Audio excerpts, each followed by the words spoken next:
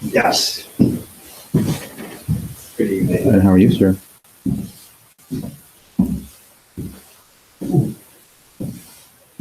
Grab a chair, grab a cushion. There's water in the back if you like.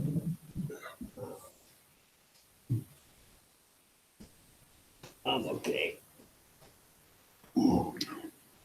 Got some traction on the daytime non-duality? Yeah, we got I'd say about 40 people. That's sweet. 5 or 6 have RSVP for the first meeting. When's that going to be? It's on March 5th, Monday, 10 o'clock in the morning. Cool. Where are you going to hold it? Probably in my office Uh-huh. in Summer Presbyterian Church near Weaver's Way, Coffin, Mount Airy. Mm-hmm. It's a little place. I can sit maybe 7 people. It'll be a tight circle. Nice. But I may actually have to say, please let me know for sure whether you're coming or not. Well, yeah, that would only be fair. My experience with Meetup is that Yeah. 2/3 of the people who RSVP, if the weather's good, will show, but a good 1/3 will not.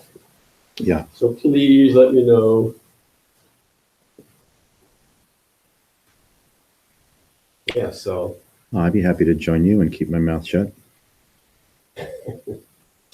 that's the last thing I want you to do.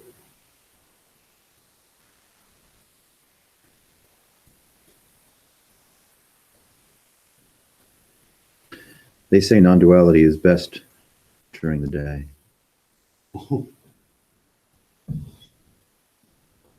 You're right. Yeah. The mystery of the nighttime is a strong pull. It is. I know.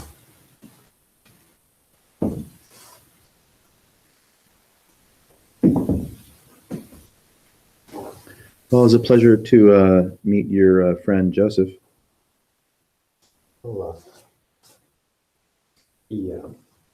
He'll be back. I think he enjoyed the gathering of Wegmans. Yes, it was Wegmans, yeah.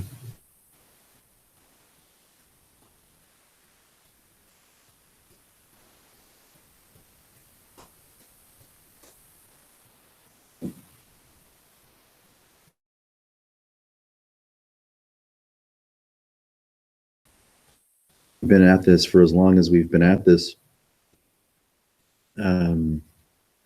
It's easy to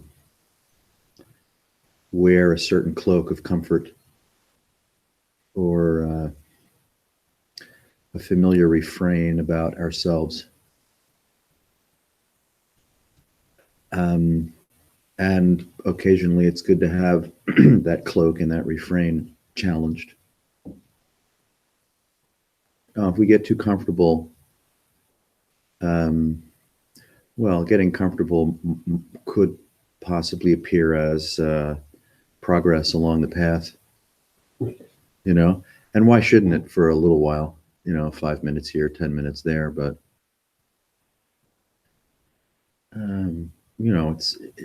it's easy to become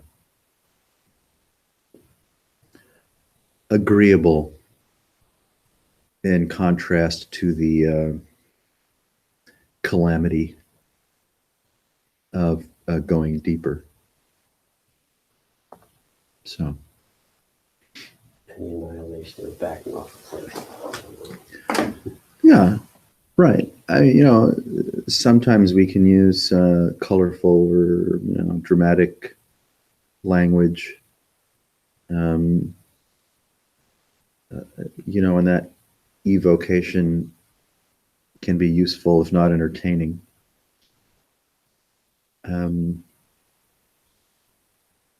But what if it's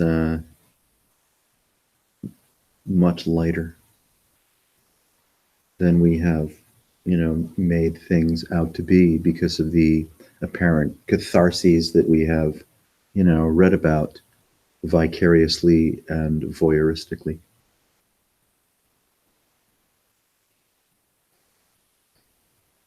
Here's present experience. That's always the case. Regardless of the interest or the boredom or the aspiration or the recalcitrance or the crisis or the stoned sanguinity of it all. It's okay. And the miraculous capacity to frame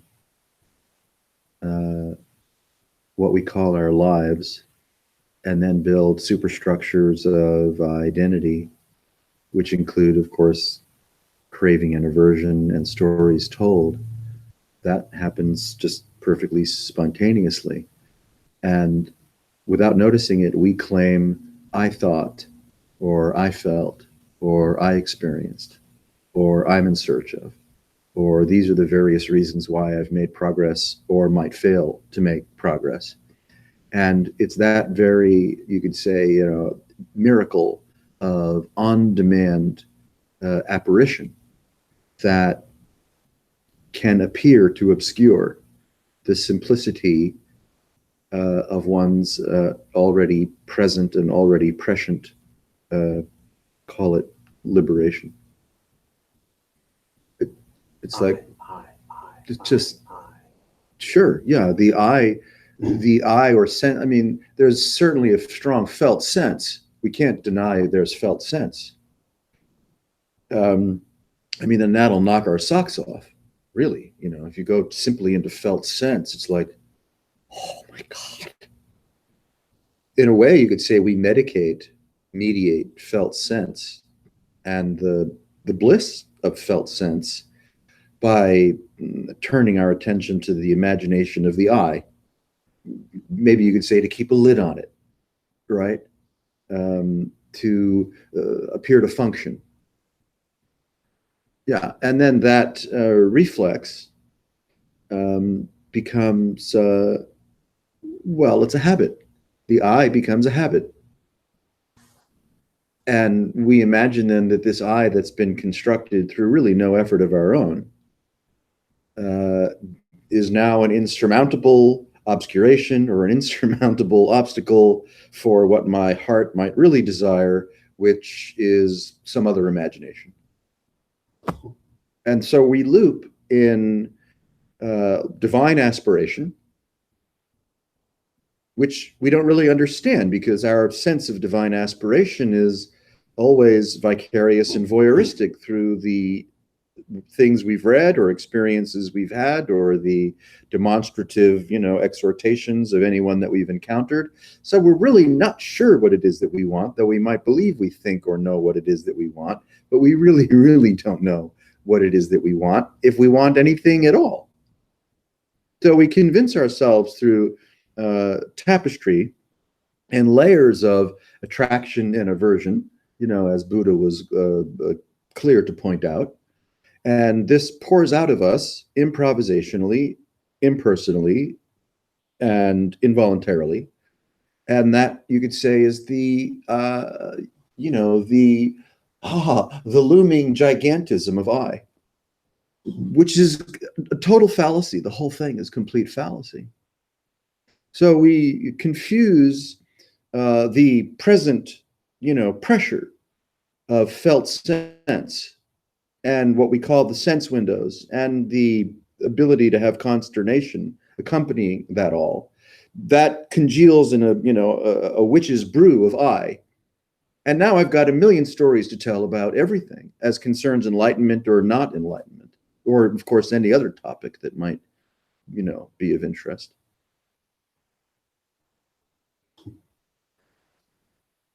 And we think that, through our... The process feelings in my case.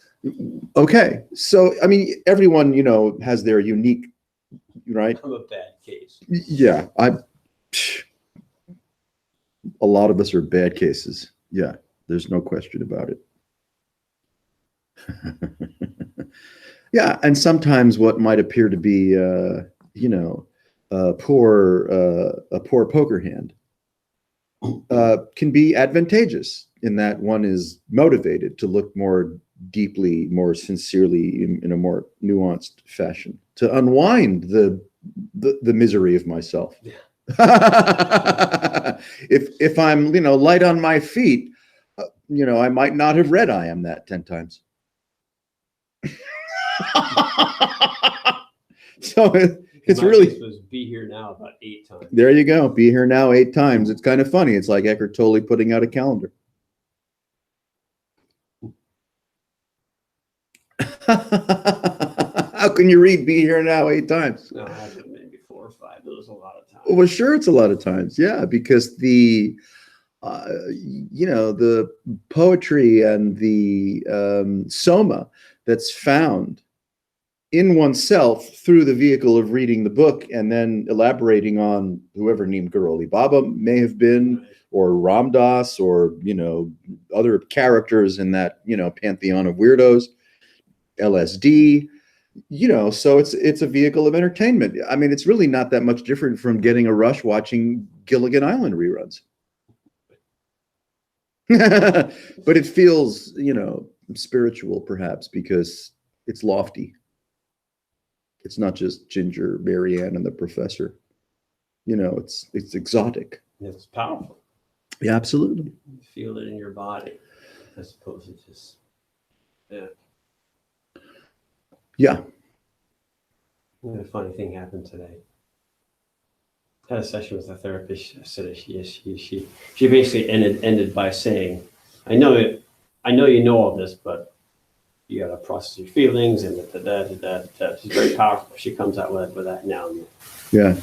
So the next day I go into my office and I've seen this now. I mean, this is earlier today. I went to my office. Yeah. I've seen this now and then, but never quite this much at one time. Yeah. What sometimes happens in my case is that something in reality will alter itself. Mm-hmm. So I go into the room. I have these effigies in this mantelpiece on the far side of the room, or with deities.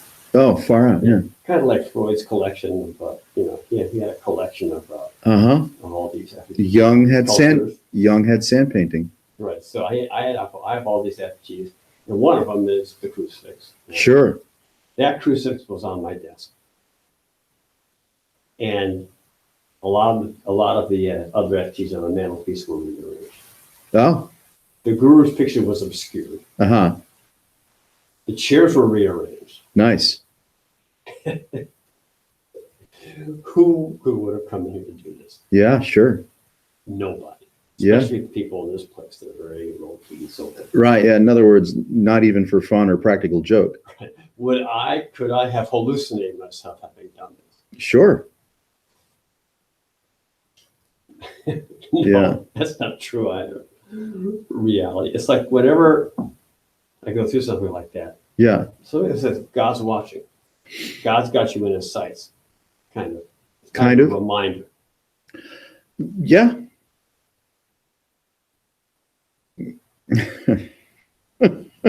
This is dreams I have, of all the dreams I have, very few. I went through this phase of lucid dreaming some time ago. Sure. It's like spiritual bypass, avoiding personal issues. Well, yeah. I mean, even attending to personal issues could be a spiritual bypass. I mean, who's to say what the line is from, here to there? Especially if there's no here and there's no there. There's just a streaming nature of apparition. And then the karmic vibration, which is the way one experiences the streaming nature of apparition. There's no here, there's no there.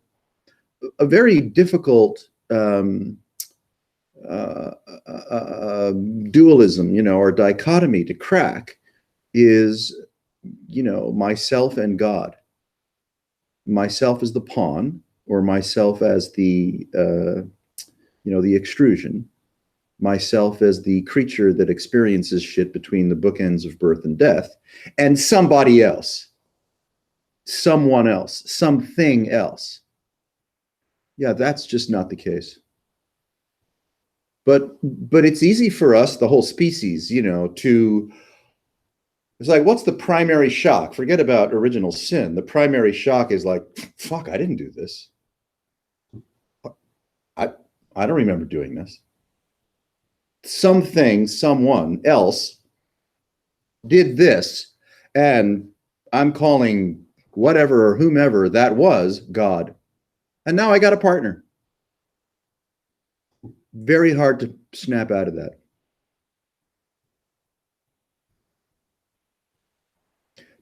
But it's understandable, you know, as a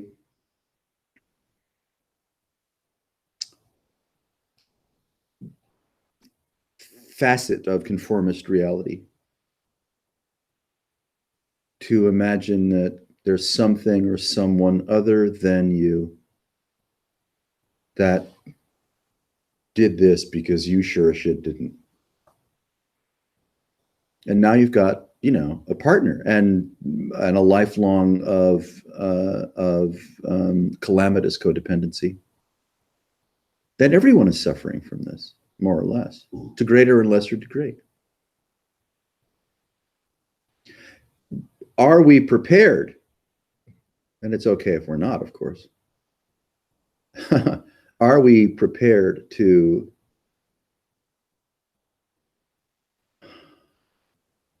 see or discover what it might feel like to be sovereign, autonomous, no longer suffering from the imagination, though it may be useful for the bhakta for a time, to worship something other?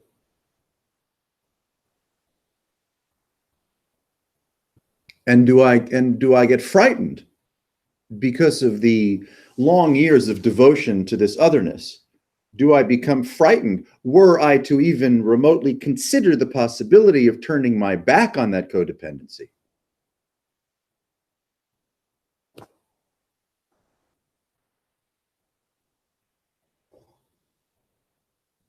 Yeah. Processing stuff, which is fine. I mean, you know, tension arises in the system, whether through story or physicality, somaticism, emotionality, you know, all kinds of events trigger apprehension, insecurity, right? So why not process or discharge that irritability in as constructive a manner as we can? Talking to a therapist, talking to a friend, journaling, doing Byron Katie JYNs, listening to Jean Klein, you know, doing LSD and having visions of Neem Karoli Baba. You know, it's like fantastic. The challenge is the sense of self, the sense of individuation, the sense of privatization that follows us around like, well, you know, a mangy dog. I remember something. Apparently, I think Bart Marshall said, Richard Rose said, was if you can really damage the mind-body system significantly and not affect the possibility of this unfolding to take place. Yeah. So that, I mean, there are guys in mental hospitals who are there. And the fact that they might be unbalanced and seem a little bit odd in their behavior is that's a purely mechanical thing associated with their brain. Yeah. I suppose.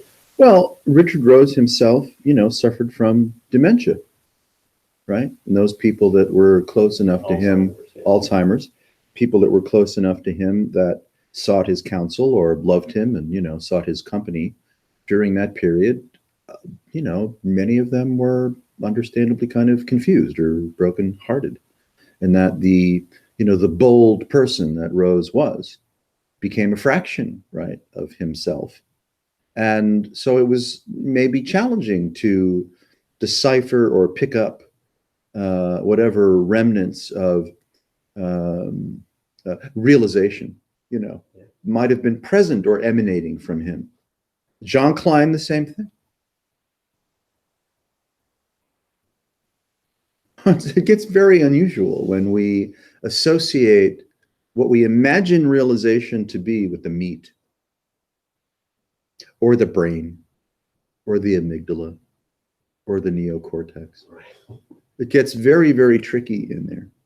And yeah, if you damage, the brain stem or the chemistry, well, it's impossible to discern whether the meat is enjoying the fruits of liberation or not any longer, because it's just not, functioning in a resonant manner.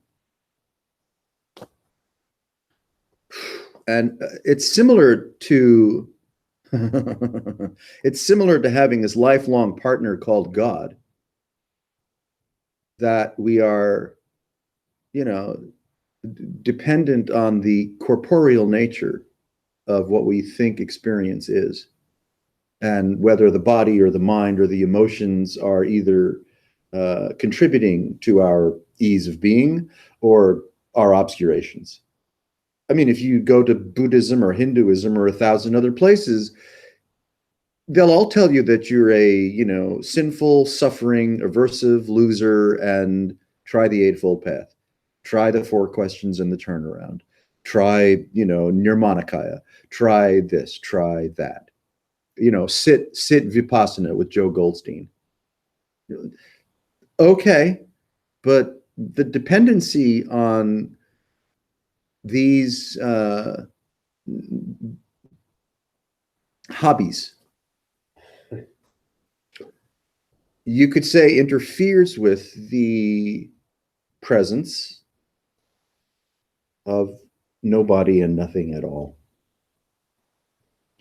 It's the very anticipation of having or hoping to have, let's just say, a liberated experience, which ensures that you will never have the experience.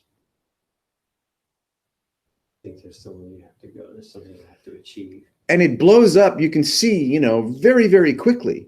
I mean, the slightest hint of subjectification or objectification blows the entire universe into, appearance faster than you can say boo.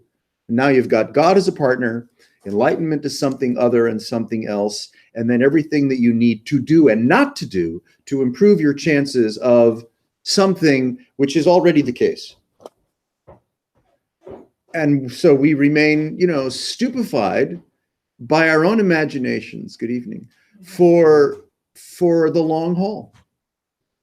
If we're turning to experience as the arbiter of realization, we're toast. Because the moment you turn to experience as the arbiter of realization, who's present? You, body, mind, memory, experience, consciousness, all of this shit is present. And then we're trying to derive or squeeze soma, right, from an absolutely dehydrated lemon. It won't work. It can't work. The anticipation itself is, the springing forth of what could be referred to as duality. How could this feel? How might this be if it were not accompanied by anticipation, memory, self-accusation, either in pleasant or unpleasant way? Well, here it is. See, but we keep holding out. Well, it should feel like this, or it should look like that, or maybe I should be walking on water, or healing the sick, or have total knowledge of all my past lives. Or I should be able to sit, in a rigor mortis condition under some kind of samadhi for some length of time and be unperturbed by physical pain and, So we have these incredible barrage of ideas, symptoms that we hope to demonstrate or experience to give us proof of life, proof of something. And that's, fuck, that's not going to work. This is apparitional. And as long as we turn to its apparitional nature, its apparitional demonstration as subject and object consciousness and conscious contact, we are swept away like Ulysses rowers, or like Ulysses, while the rowers had the cotton or the wax in their ears, right? Ulysses was just like agony as the sirens sang. Agony had to go to the rocks, had to go to the rocks, like us.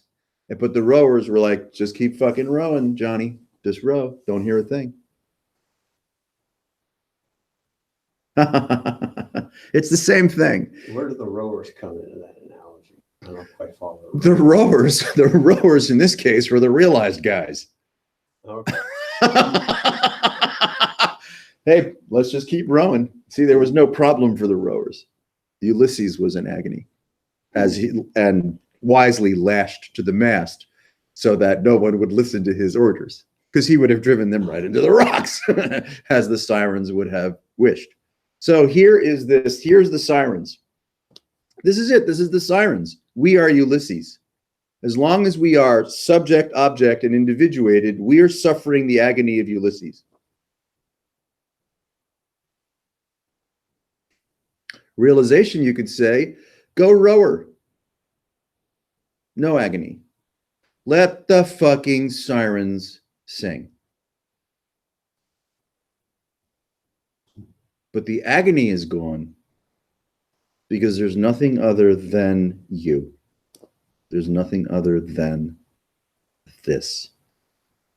The miraculous presentation of individuation and therefore the apparency of separation is quiesced. And here it is. There's no steps anyone need take, because there's no point A and there's no point B. Point A and point B is a hell realm. That's the sirens. That's the agony of Ulysses.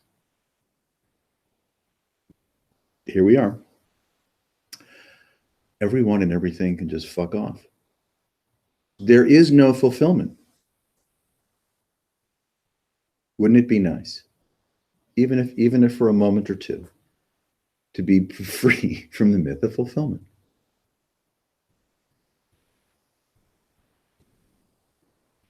Then where are you going? Who's got the big news? What guru do we need to turn to next to find out about shit? I read a great passage yesterday from this guy named Andrew Hollis, who was big in the blue screen, wrote this book called Dream Yoga. It's kind of the last burdens, Oh, sure. all Yeah. the Tibetan texts about it. Oh my And God. so forth. Yeah. And I'd never heard this before. I must confess, having taught Buddhism, Asian religions, you devote 3 or 4 weeks of the tradition. I never ran into this. Uh-huh. There are 8 worldly preoccupations. Good. There are 4 pairs: pain, Yeah. pleasure, Yeah. fame, shame, Right. gain, loss, Yeah. and more. Make it up. Poverty and wealth. Good. That's a good one. Go poverty and wealth. There's a gain, loss, then there's I can't remember the other 2. Happiness, sadness. But they'll rhyme. They'll rhyme. Yeah. Shame, shame, fame, blame, Oh. fame. Huh. No, shame, fame, blame, approval. I get them mixed up, but there are 8 of them. There's a brilliant formulation Yeah. of human condition. Sure. Why not? What was his remedy? Just go to sleep and dream. His remedy was, is this notion of dream yoga, becoming more and more lucid in your dreams. And then, what yoga nidra is the art of basically going into a trance and taking yourself deeper without falling asleep. Yeah. Falling asleep without falling asleep and going all the way to the core. Yeah. Core of what? There is no core. There's no core. Does that contrast with everything else? There's no contrast. There's just the siren song. This is the siren song. This is the agony of having the privilege to hear the siren song.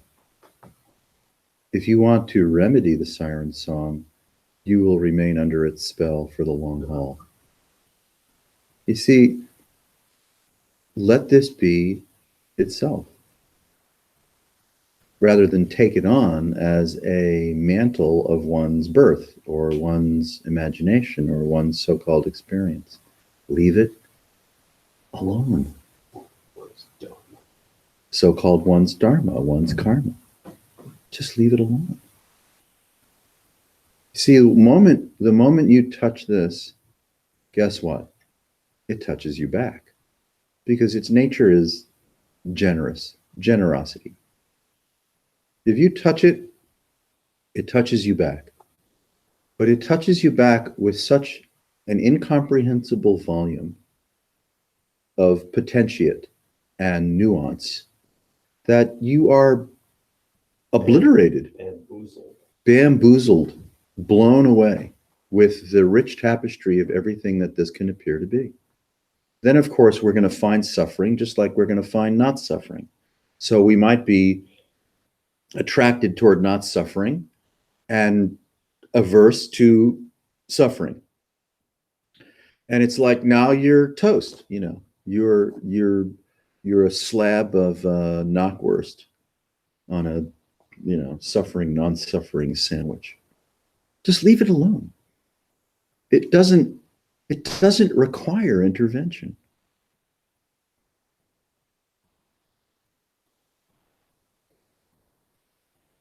Leave it alone. Here it is. Sirens. Everything's fucked. Cool. Easy to get the idea that the one or two most powerful drives of all, the most powerful natural desires of all, are insoluble, if you will. But I suppose they're not. Sexuality. Hey, you know, all kinds of shit shows up in the siren song. The biological imperative. I mean, whether it's sexuality, what if it's mitochondrial? You know, sex is like way downstream of mitochondrial imperative. The mitochondria is like, you better give me some fucking glucose or I'm going to kick your ass. In other words, I will shut your fucking respiratory system down if you don't give me some fucking glucose. Sex is way downstream of that.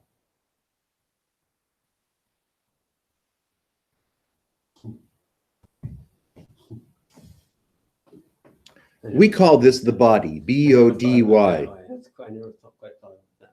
I can see it. There's a core. All right.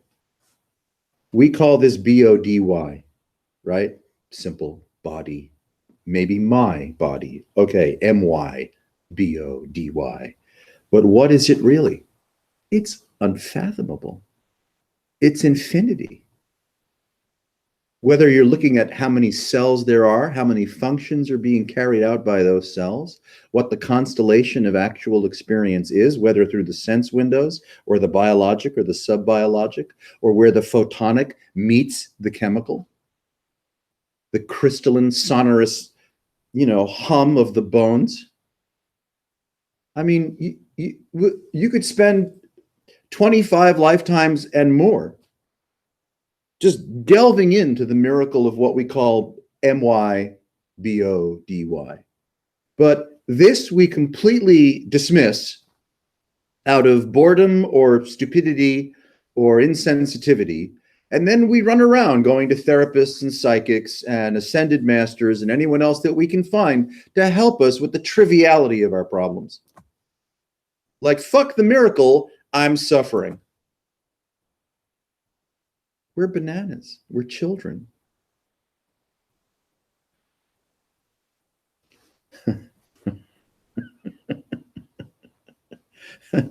One way of thousands that the mind, let's say, confuses itself or us as the collateral damage is to come up with hierarchical notions, like a core.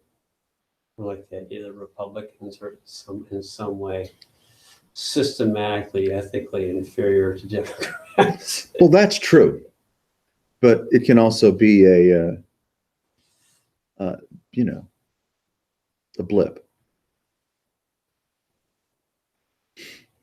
Here's present experience.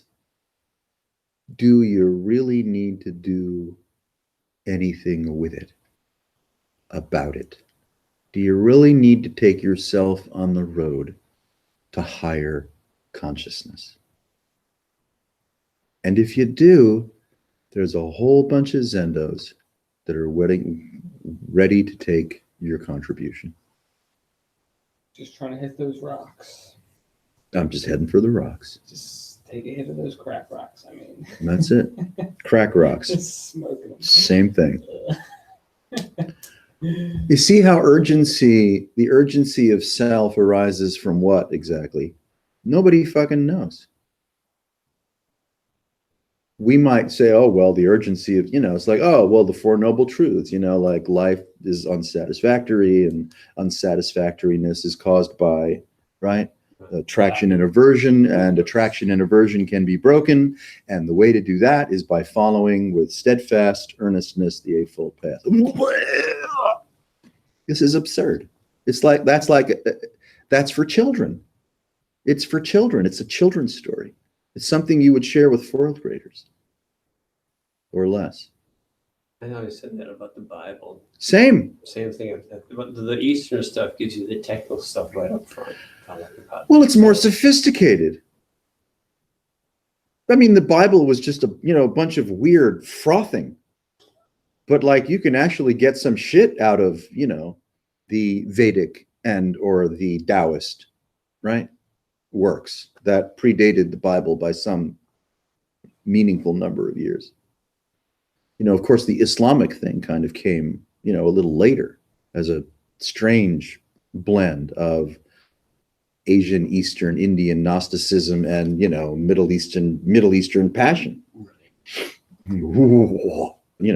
Hey, if it weren't for, the Cold War and the atomic age, L. Ron Hubbard might not have gotten the kind of purchase that he got to create Scientology and Dianetics and the fucking Sea Org.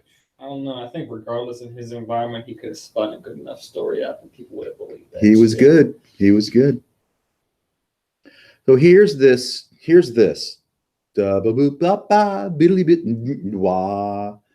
What are you going to make of it?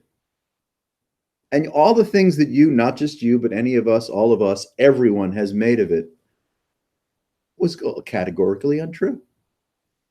It's partial.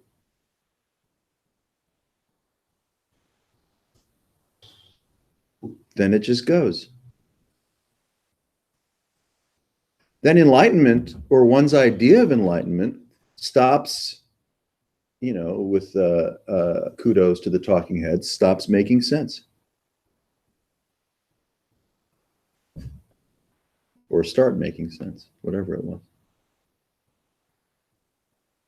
You see, you can only get wound up in the prideful, my hands up, prideful imagination of everything that I think I have collected, over the course of some small number of years. You can only get caught up if you believe it, if you define yourself by it. If you've compartmentalized all of these magnificent, entertaining, cathartic teachings, and then placed yourself into some kind of context or relationship to them. But the teachings are trivial. And so is the imagination of yourself. It's absolutely trivial. But we're prideful, so we'll use teachings and cathartic enterprises and meetings with remarkable men to buoy ourselves up and go on a fantastic adventure toward enlightenment. We may as well be, grabbing a broomstick and chasing down a windmill. That's been done too. You see how quickly self-definition shows up as a go-to, as a default. End it. Not by effort, because there's really nothing to do about it. Oh, self-definition. Well, golly. But it has no impact. It doesn't land. Doesn't define you. There's no purchase. Now your mind, if we want to use that metaphor, is clear. Absolutely clear of implication. And the first time I did my dissertation on Spinoza's ethics. Uh-huh. And Spinoza he was a monistic determinist, sort of contradiction in terms. He was, Mhm.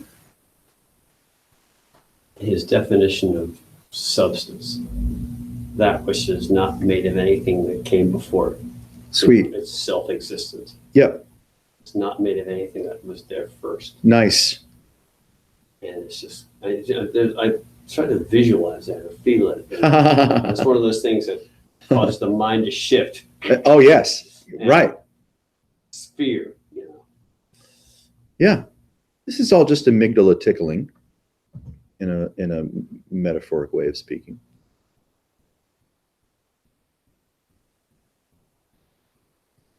No reference. Doesn't land anywhere. That's right. It has no core. There is no reference. It doesn't land anywhere.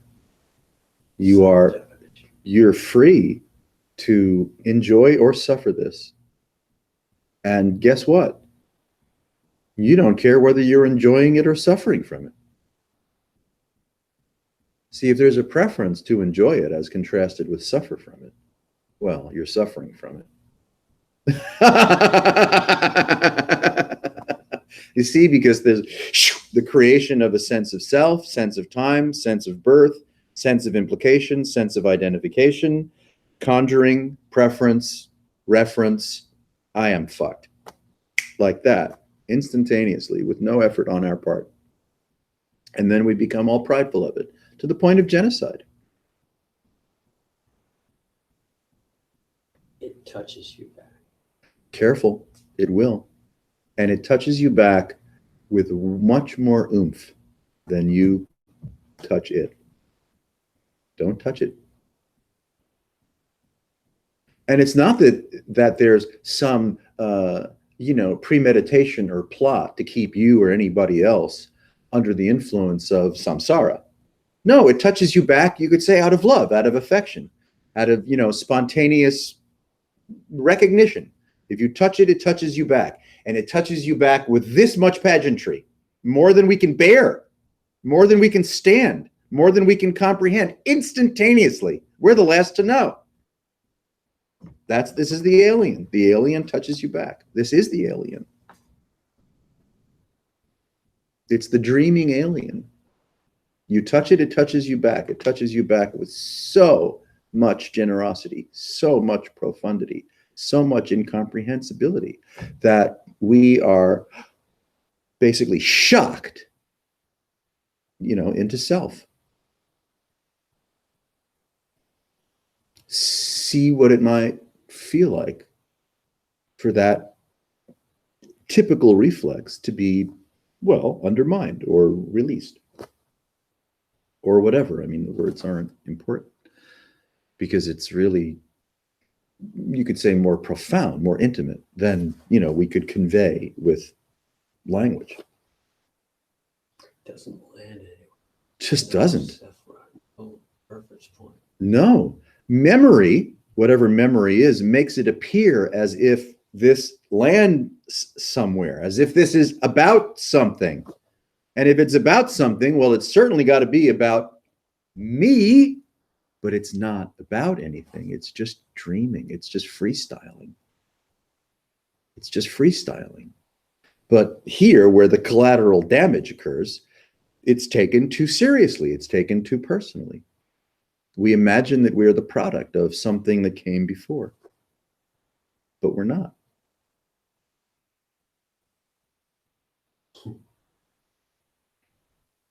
And here it is. Wow. Exactly this. This is the top of the Himalaya. This is the fountain pouring out of Shiva's head. This is it.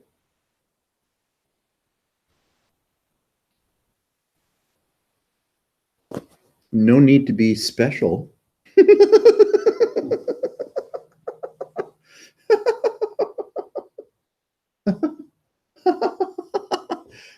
fountain pouring out of Shiva's head. Why be special? How could you be more special? What could you possibly need?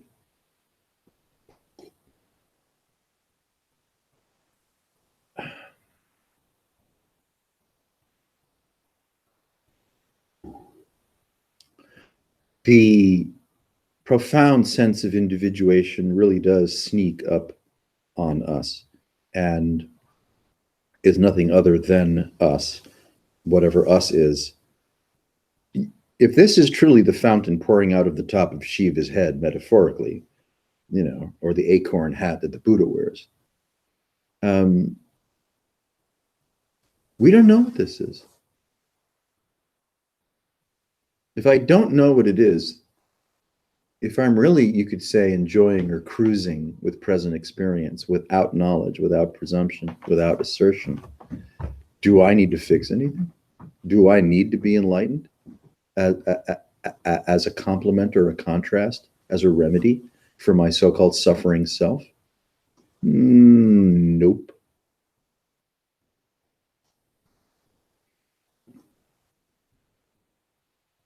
Rather than get someplace, the presumption of being anywhere just disappears.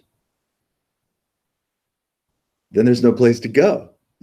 Those people that are, chomping at the bit for enlightenment, it's like, oh, I'm sorry to hear that. I'm sorry to hear that.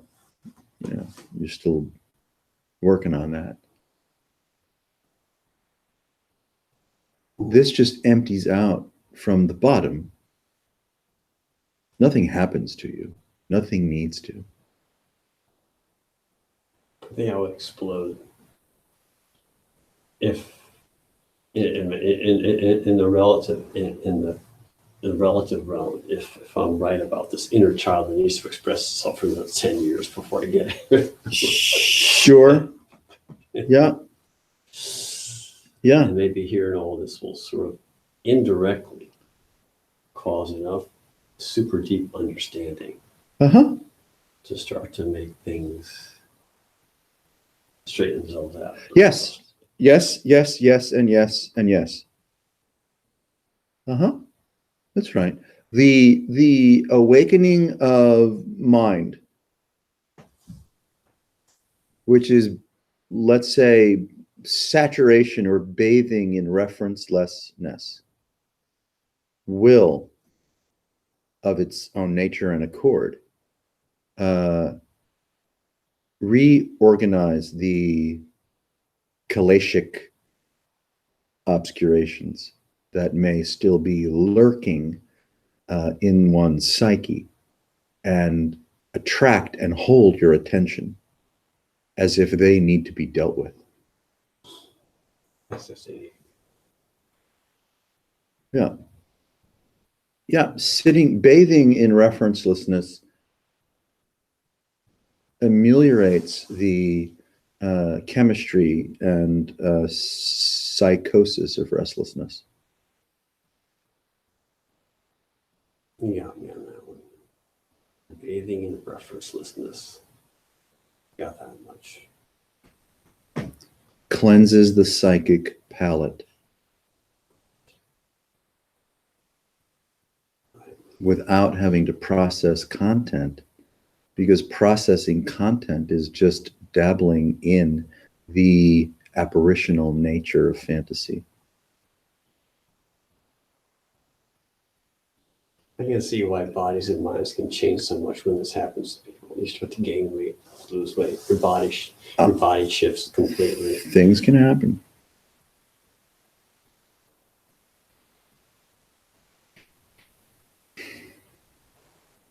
Here is this. Do you think it really cares about, my interpretation of cathartic disappointments? No.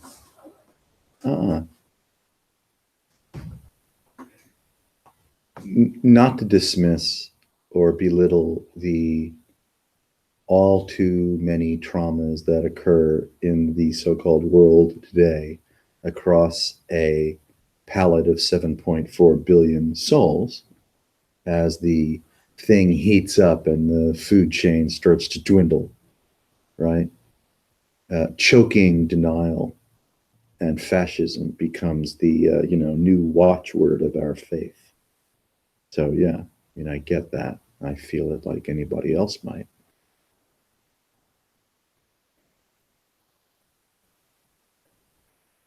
I would suggest it's not nearly as defining as we might imagine it to be. Even in the face of regrettable tragedy, which is happening all the time, whether through gun violence or mining or smoking or smelting or burning vegetation or hunting or making palm oil and destroying the Sumatran jungle. we could go on and on, right? Yeah, I mean, we could finish a bottle of scotch and we won't be done talking about just how much shit we're in before we hit the bottom. All right. So it might turn out that a little, a little microdosing of referencelessness could come in handy.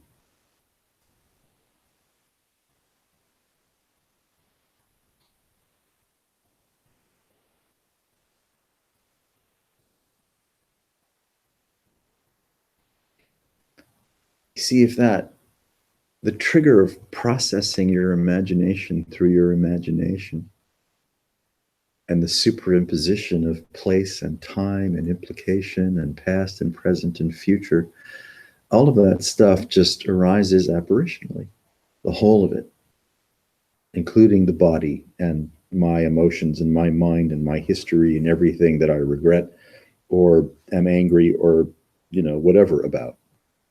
It's all apparitional.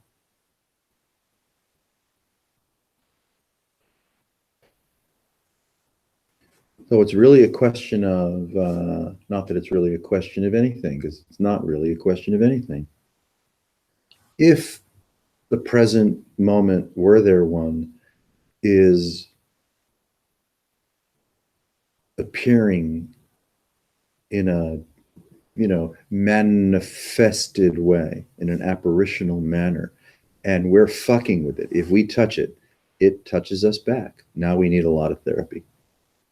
Everyone needs a lot of therapy, whether they're getting it or not.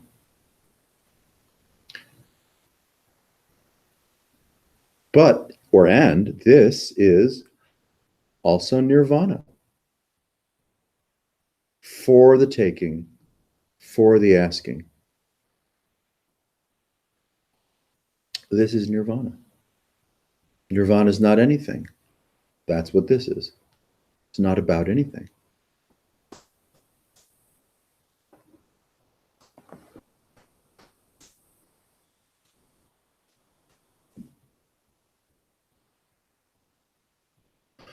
And sometimes contemplating the question, another scary thing that occasionally happens at odd moments of consideration, some tying my shoes or something. Every so often the question, why is there something rather than nothing? Yeah.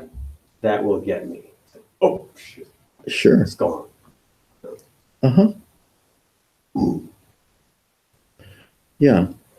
Can't get over the impression I would just, I would just drop. I think my body would be blown. I'd be accelerating 1,000 miles an hour away from where it is right now. That might be presently the case, and we're just not noticing it. So you might be thinking of it as, in a material, demonstration of what would happen to cells or what would happen to the body. But the body is of the nature of imagination. So this, flying apart at the speed of light is this. But it doesn't necessarily have to, tear the body asunder. It needn't have any symptoms.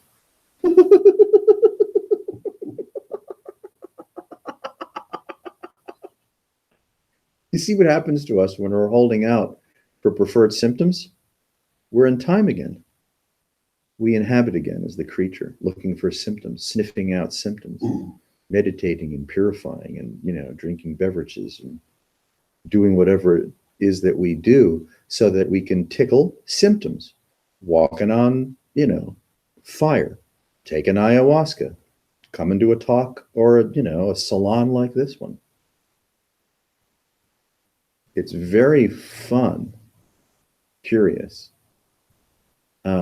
Let's just say to be relieved of symptoms, to not look or not count on the experiential field to be the arbiter of what condition you're in. Who gives a fuck? But it's not a rejection. It's just a seeing through.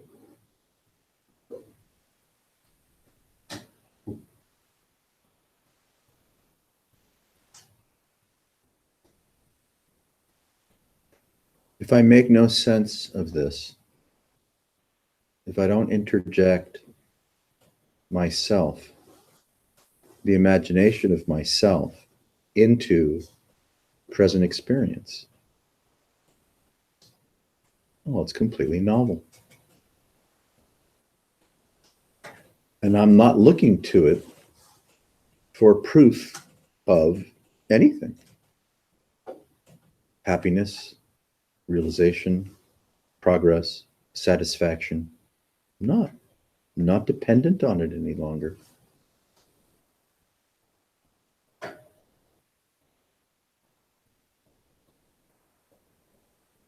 Nobody knows anything. Not because they've, failed at their attempt. Perhaps more importantly, because there's nothing to know. This is just apparitionally appearing. Each moment is absolutely new and absolutely gone at the same time. Are we paying more attention to the refresh or the disappearance?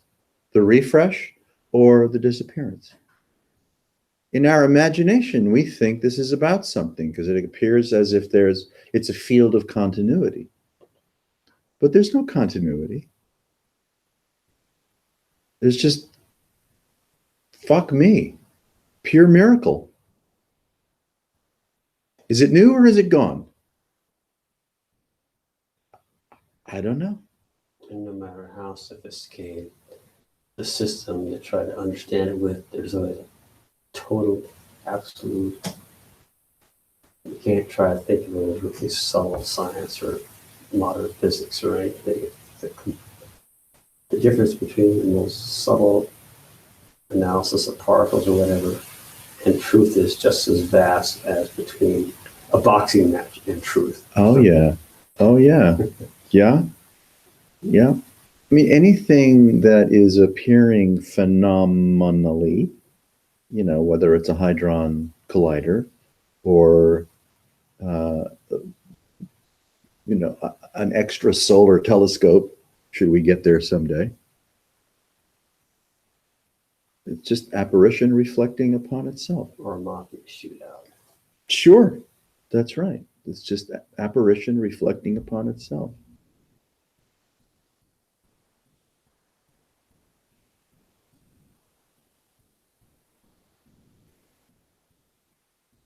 Wow.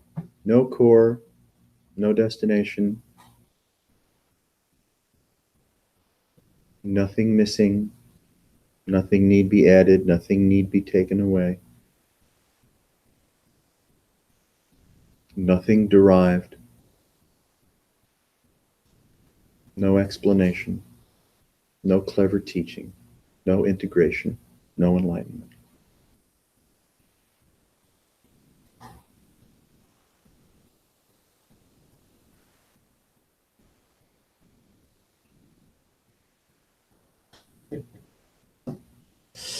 What's his name?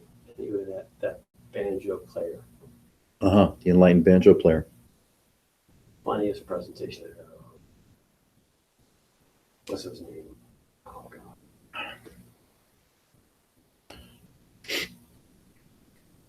He woke up driving his car, looking through the leaves at the sun or something like that. I could do it.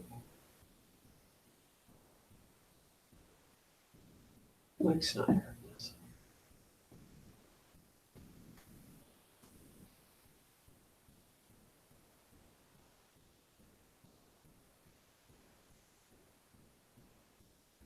You know, we celebratize others because we celebratize ourselves.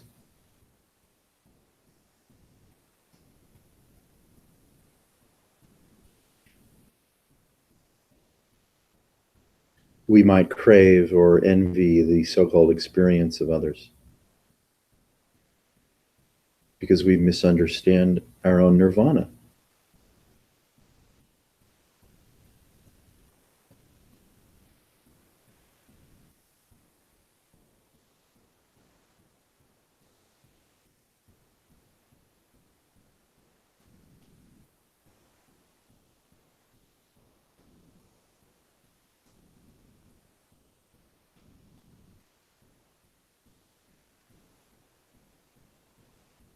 If attention goes to mind, it's going to find story.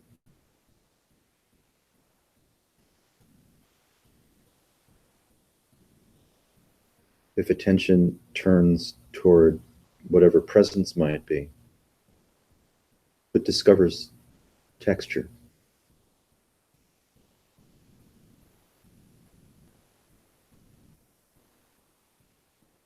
That texture mutates, not that it actually mutates, you could say attention mutates.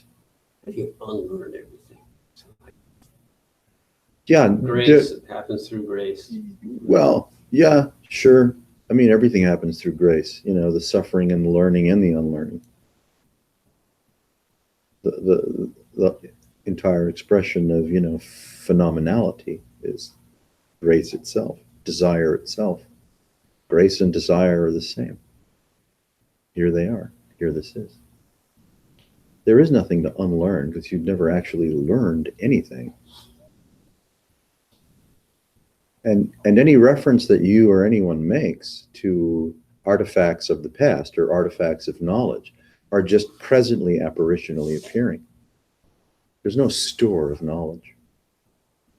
This is a causal. Book of Heaven. The Akashic records up there. Yep.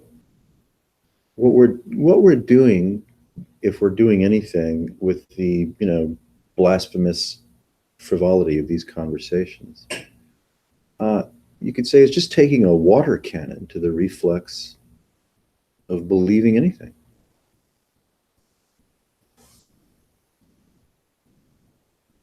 Granting ourselves, and you could say each other conversationally, to be free from reference.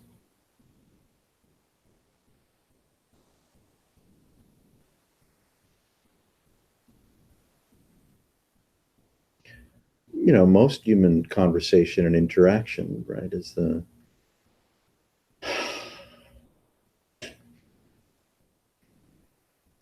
ping pong match or a tennis match, right, of ideas and preferences and, you know, accusations and nudges and pushes and pulls and sometimes violence and sometimes, you know, not. It's not all that common that what we call human hanging out in a salon are friendly towards referencelessness.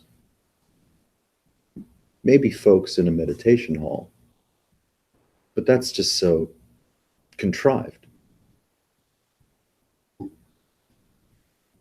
You know, there's so much pressure in the meditation hall to play monkey see, monkey do with, you know, Goenka, with IMS, you know, with whatever, Patanjali.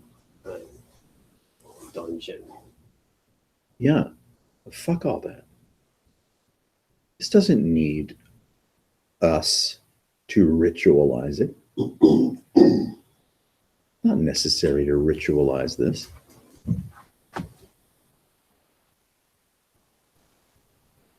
Whether through the church or the mosque, or the Wailing Wall.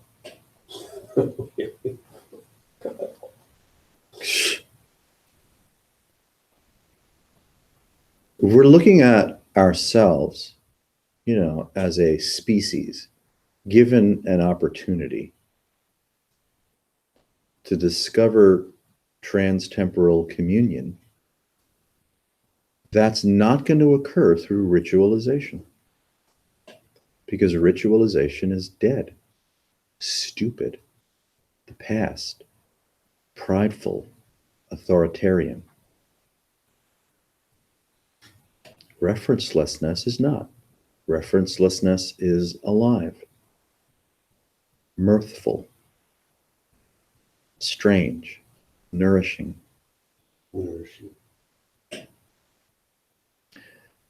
Ritual is violence. Referencelessness is nourishing.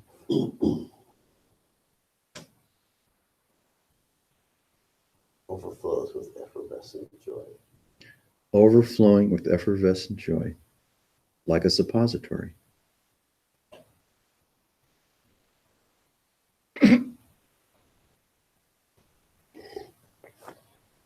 It's not glib. We can easily be glib, but referencelessness is not glib.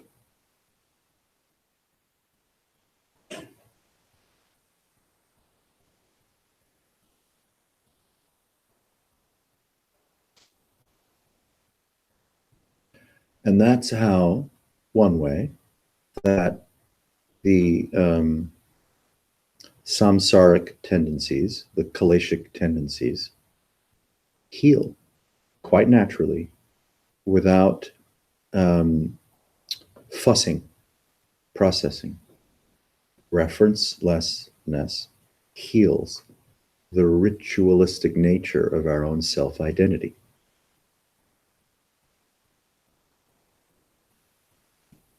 It takes it apart in a gradual and non-damaging way, I hope. Yes. Yeah. And just like chutes and ladders, sometimes things can happen in a rush. But that's all right.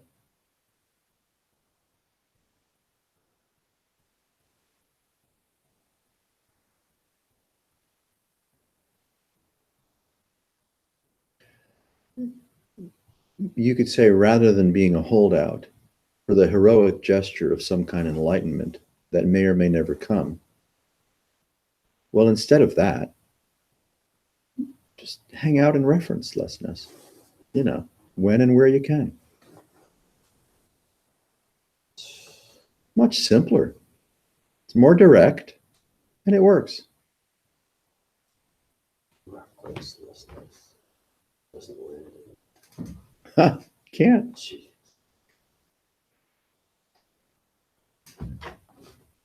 So you evaporate, not necessarily through catharsis,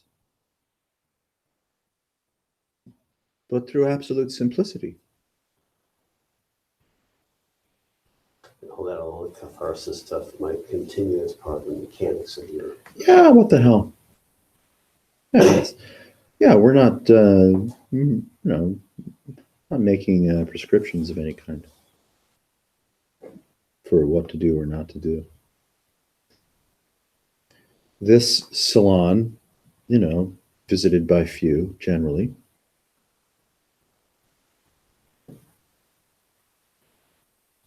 Well, it's, shared referencelessness.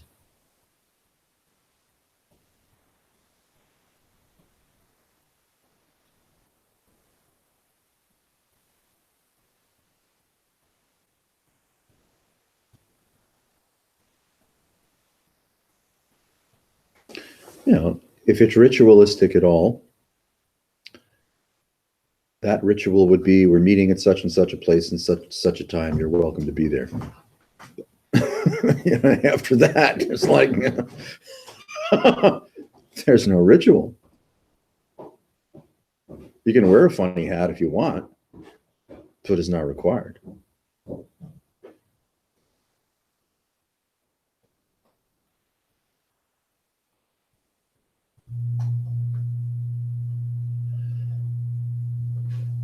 And if, any participant has whatever, something on their mind, or, right, an insight or not an insight, or what appears to be an obscuration or this or that, well, in the company, in the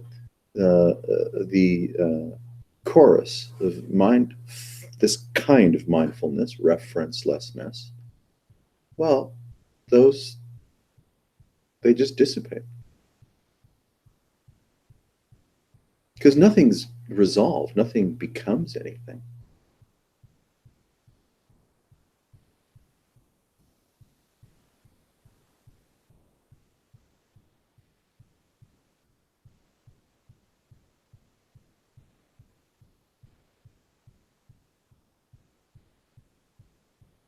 This is what's been the country's been going through this last,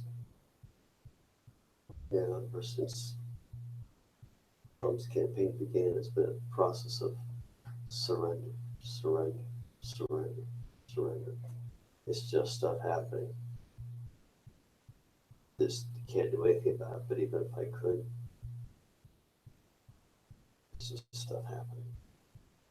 But it's difficult to see all your golden calves that you love so much just get trashed and trashed and trashed. Well, sure, that happens at what we might call, my spiritual golden calves, or my relational golden calves, or my political, right, aspirational, career, savings, health. Everything's at risk all the time without being at risk at all.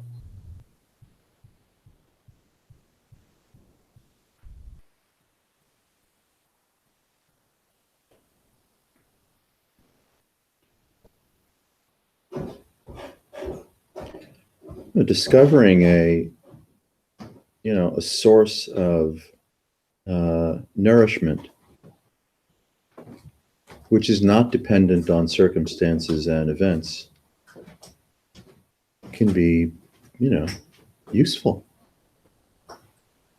And that would be this. And you don't become a robot. No. You don't become a robot. If you're lucky.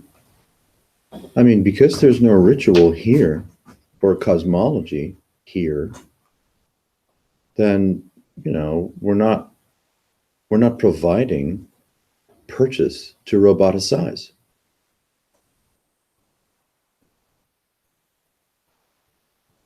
Which is perhaps rare.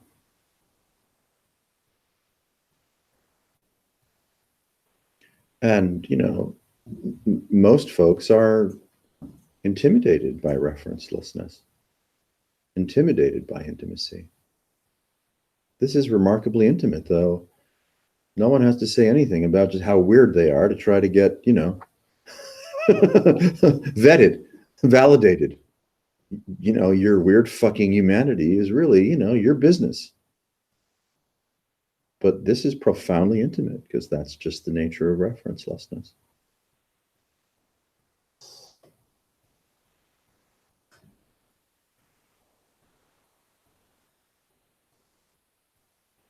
Doesn't even reference the universe.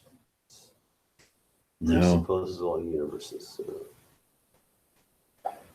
It's acausal. Completely acausal. Yeah. The universe is a tapestry that appears at the pleasure of referencelessness. You are not the product of a universe.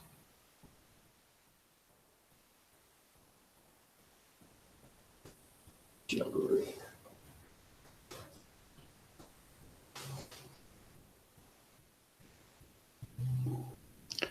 So with a certain kind of stillness, not imposed,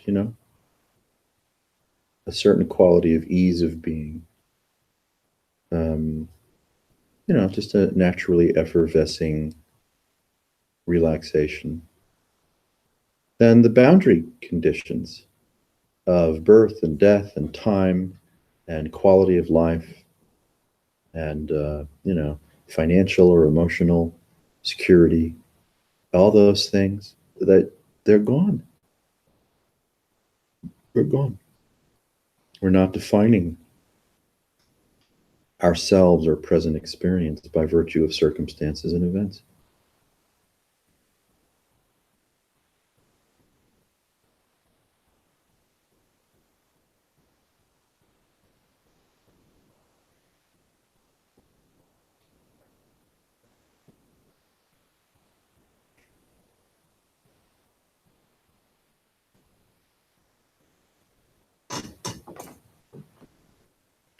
Abiding is not abiding in anything, nor is there any one doing the abiding.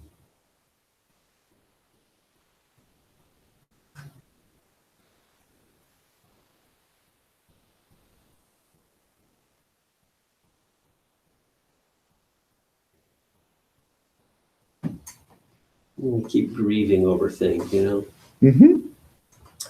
Polar bears can swim about 20 miles between ice floes, but they can't swim 200 miles. They drown. There is a lot of grieving to do.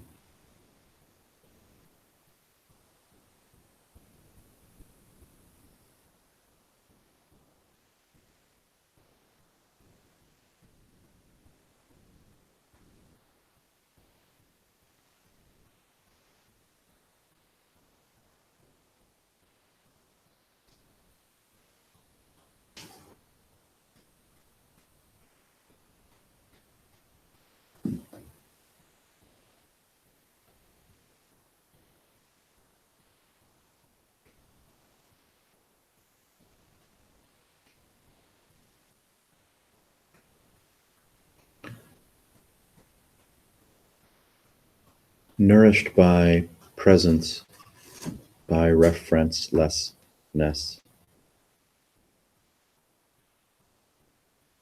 What we refer to as mind loses its interest in the capacity to conjure.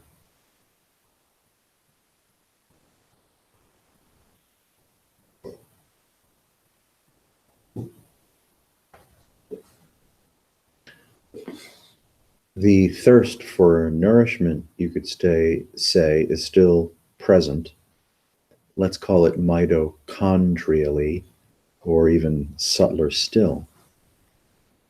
But now, instead of being malnourished by the mind's capacity to conjure, one discovers nourishment through release of that habit.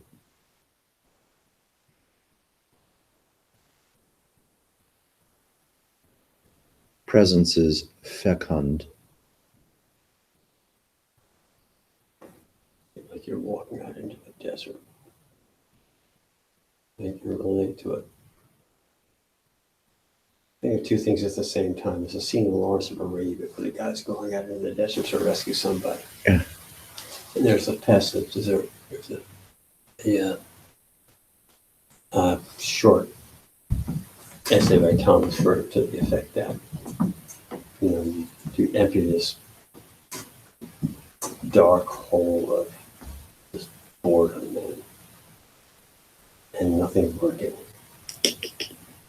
We all know that well. You paint yourself into a corner. I'm exhausting all the means that you would normally use to process feelings. I've been reduced to screaming in my car, Sufi Kawali. At a certain point, that's not going to work either. Well, it runs What its happens? runs its course like anything. The urgency for homeostasis, both biologically, emotionally, spiritually. What can you do? You respond to the urgency for homeostasis, and anything that wants to be processed through whatever means, catharsis in the car or yoga nidra or you name it, will run its course.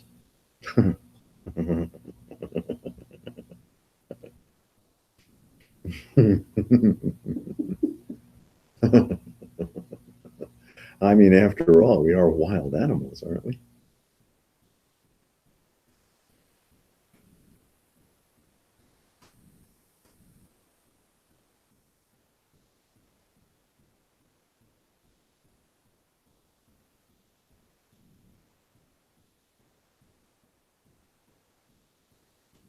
I'm getting awfully good at intellectualizing this stuff.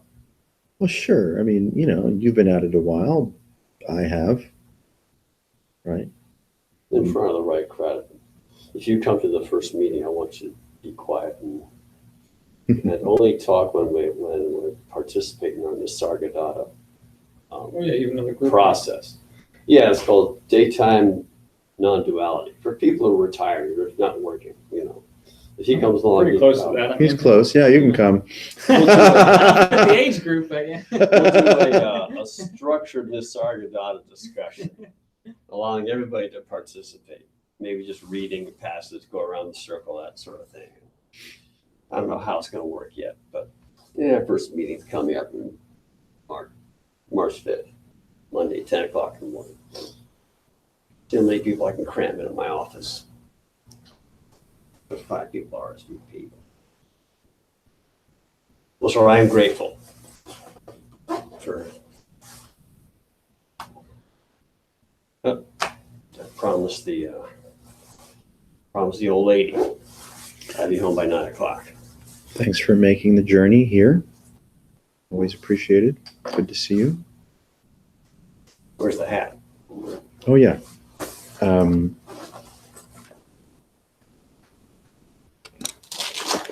We don't want to leave.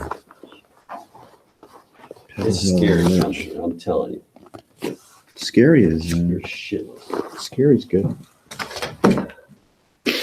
Nothing to be afraid of here. I started giggling uncontrollably. That's scary. Taxes. Oh, it's just a piece of paper. Well, giggling uncontrollably might be a nice new reference point for all of that car wailing you were doing.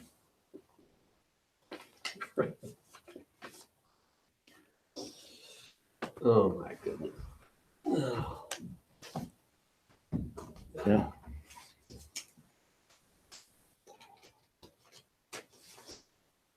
We got some folks on Zoom. Oh, I gotta try that one day. Start getting more tech savvy. Thank you. Wow, that's nice. Pebble Hill thanks you. I thought it was gonna go with the candle. One day it will. It all will. Yeah. Well, good. Thanks. Well, maybe we'll see you on March 5th. Is there like a Panera or something around there that No, there's a group of people can hang out in and there sip is coffee? a Papa's Pizza place about 3 blocks away. It would be best. Nothing like pizza for breakfast. So they open at 10 a.m. I think so, actually.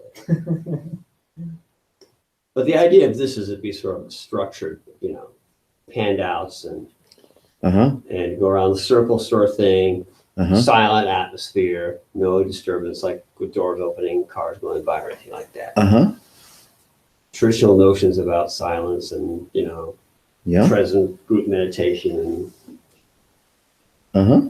Well, we doing all that. it's your meetup, man. You make it flow how you want. Yeah, and you gotta come. If you can come, please come. See if I can tolerate all that structure. Yeah, although I'm scared that you might not be able to tolerate the structure. Yeah. The first time you not tolerating the structure wouldn't be too good. The other times, you'd be more than welcome to occasionally.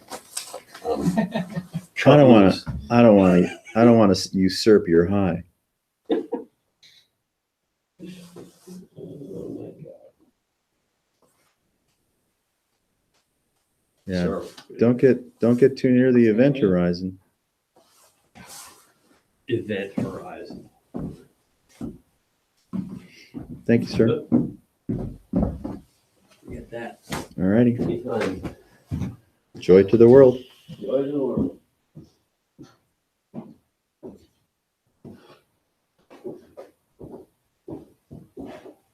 You guys meet on Tuesday at Lakeman's? Yes. Yeah, it's a nice warm night. Yeah. See what I was doing.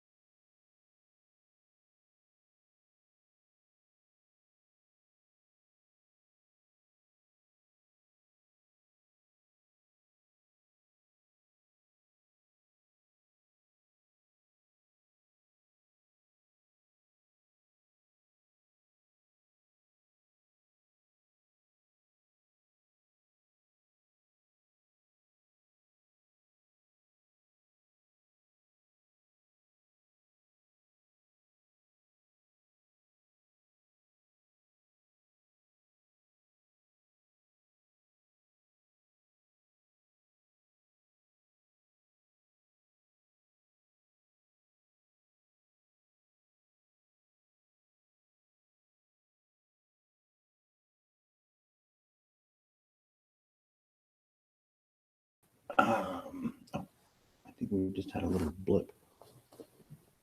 Blips happen.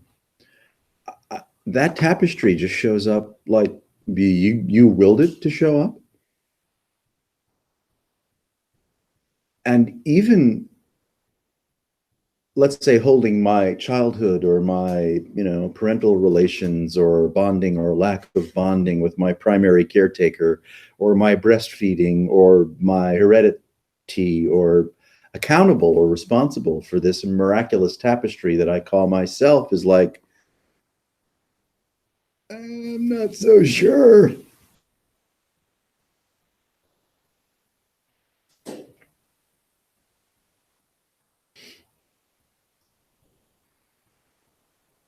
I'm referencelessness, whatever it might be, as it, matures in us, just cleanses the palate of all of these associations. We don't actually heal from the disappointments that we may have suffered. Referencelessness just makes them obsolete. So I thought when you were talking about Krishnamurti last week or whenever, you're like, he was still shy, and I'm like, man, it didn't fucking help him. Like, can't help. Like, I mean, was like, Ramana Maharshi, psychiatrically, emotionally made whole by his 14-year-old enlightenment? I mean, who the fuck knows? Yeah. Who knows? I mean, in Indian culture, Orthodox, Hindu, misogynist, chauvinistic, devotional, Vedic culture, everyone's all fucked up. The whole thing is fucked up. I mean, what made, Ramana, Nirsagadata, Ramakrishna, what? They became whole somehow? I don't think so. I mean, they may have become ecstatic and Brahmanic, but it doesn't mean they were psychiatrically well put together. But the tapestry of who they may have been as persons, depending on how their childhood went, became obsoleted by something else. It happened to us too. Why not? I mean, I haven't made any progress as concerns my bullshit personality or my, childhood wounding or any of those identities. The seriousness of it all has just become obsoleted by, well, perhaps more frequent nourishment with referencelessness. So the same sense of locality or identification that could link me to the disappointments of my past are like, well, it's not like they're gone, but there's less purchase. I don't want to go out on some limb and make some claim about, being special, because I'm not. I mean, I'm as disappointing as the next human. Really. God. Fuck. Worse than most.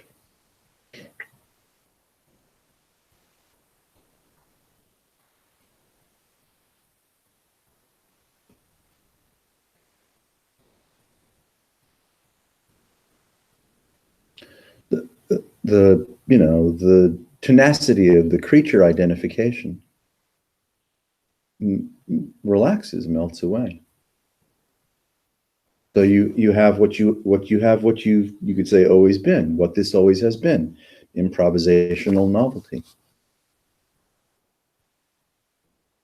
And let's say we learn to feel more comfortable resting in that, or responding from that, or engaging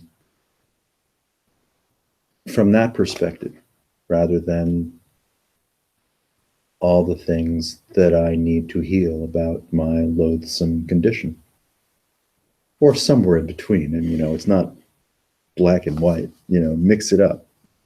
Why not?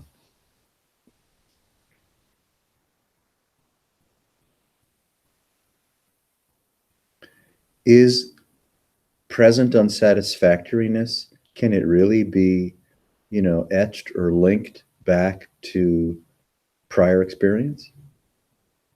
It can appear so. Certainly can appear so.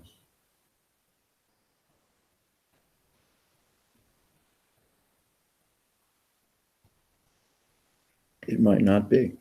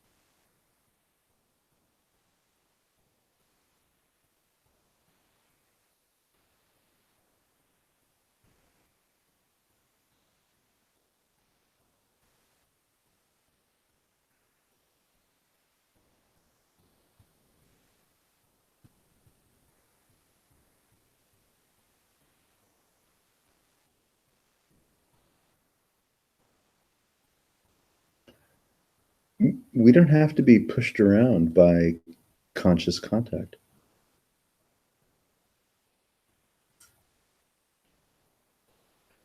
We don't have to make something of anything or everything and conjure up a context for what we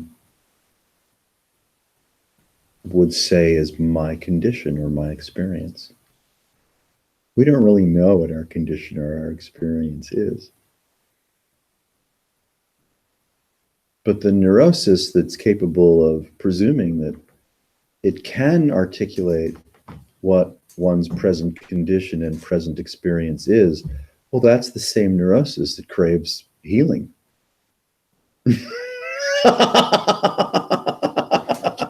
It's like, well, after you've conjured this, full-bodied sense of neurosis through just the pure power of imaginative prowess, now you want to heal it. Well, just don't do it in the first place.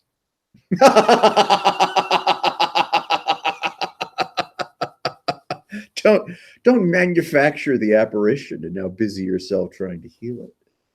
It's like, is it really the way that we imagine it to be or ourselves to be? And that's just a, fantastical, you could say, orientation of, well, disparate symptoms, all arising as present experience, and then some kind of familiar accusation is made that I am the product of X, Y, Z. And I'm not, putting it down or suggesting that all therapists should, become something else.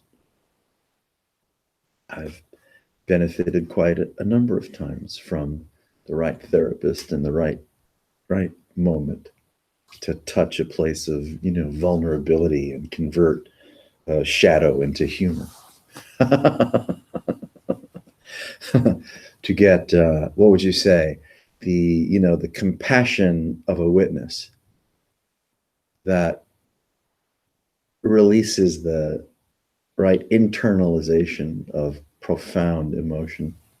And then it opens up, like a gate. So yeah, there's a few therapists I'm indebted to that I probably didn't thank enough.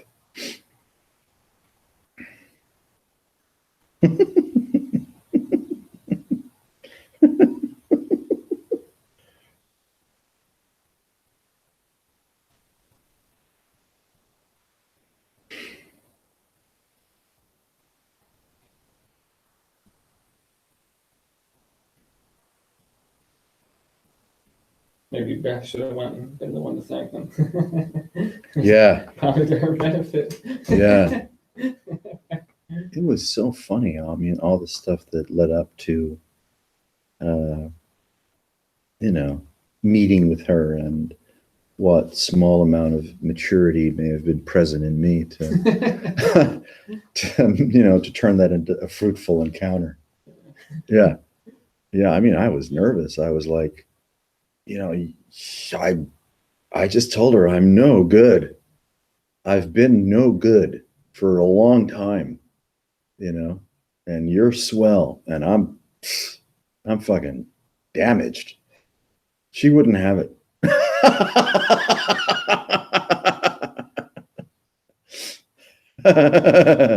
What was I going to do? I went with it. I couldn't put up that much of a fight for that long. She disarmed me.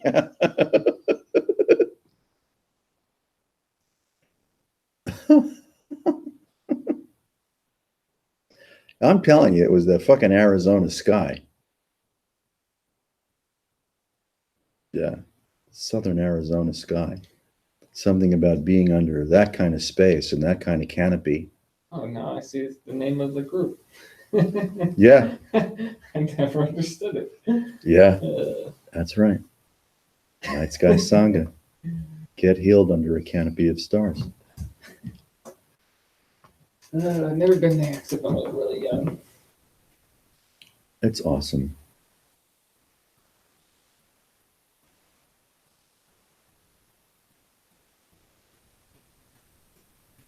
It was very, very healing. It really was, especially coming out of, Southern California, West LA, Santa Monica, West LA. I was fucking choking. Really choking.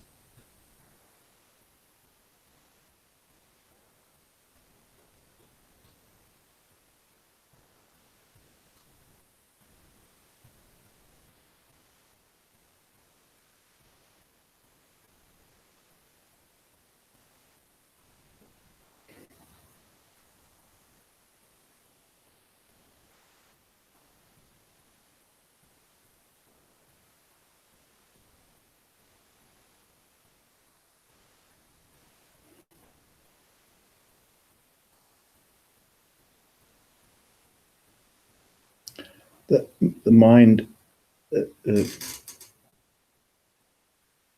is not capable of satisfaction. We'd like to think, the nature of my identity, the restless nature or remorseful, regretful, angry, codependent nature, can somehow find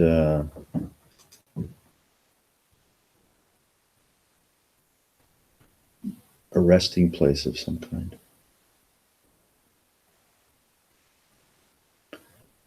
No, it's with the cessation of mind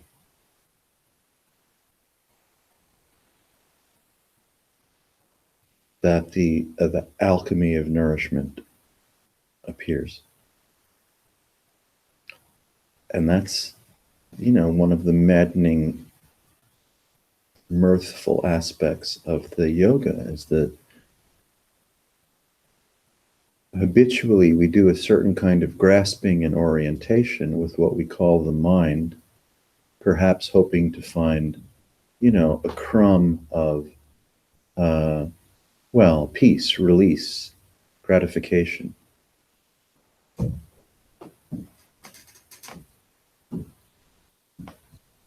And, sometimes we find a nugget here and there.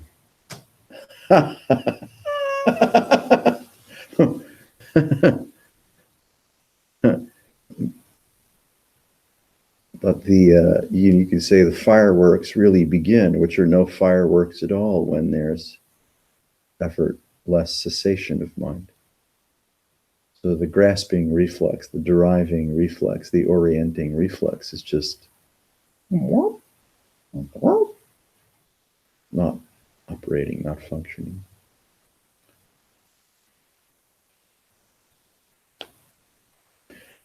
And then this can be whatever it wants to be, without our concern or intervention. But even any kind of characterization about anything that sounds, behavioral, or that's vectored around the presumption of, being human, doesn't touch it, doesn't do it, can't really portray it.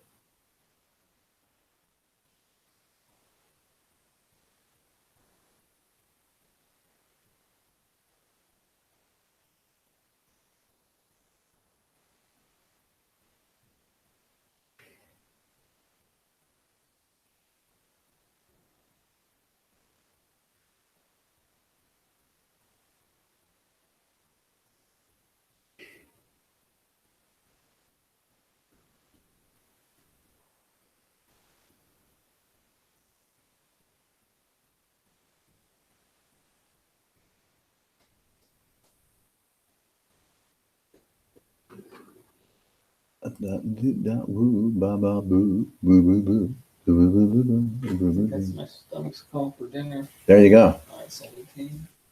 Oh yeah. Hey everyone, thanks for being with us this evening. We really enjoyed your company.